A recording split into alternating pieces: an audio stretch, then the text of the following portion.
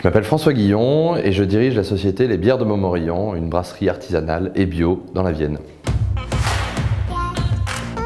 Les Bières de Montmorillon ont été créées en 1843, ont malheureusement fermé en 1963 après avoir été l'une des bières les plus vendues en France, et j'ai repris cette marque en 2016.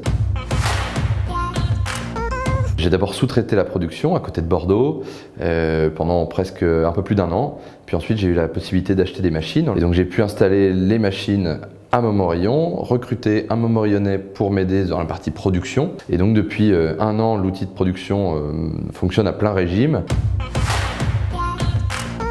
La première possibilité pour acheter des bières de Montmorillon, c'est bien évidemment de se rendre à la brasserie directement, puisqu'en général, nous sommes ravis d'accueillir des visiteurs et d'ailleurs, on fait visiter la brasserie. Sinon, nous avons bon nombre de revendeurs, environ une centaine dans la Vienne pour le moment et une cinquantaine à Paris.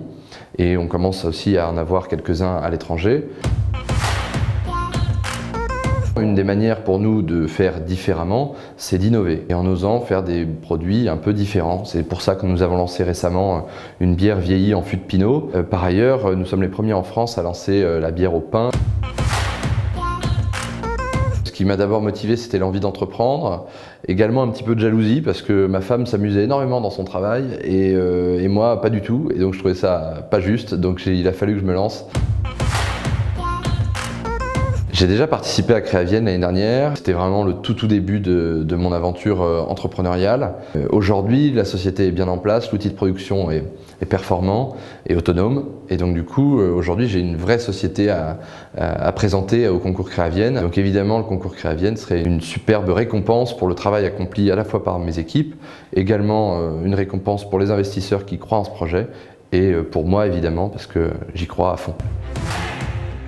Start-up. Défi. Artisanat. Insta.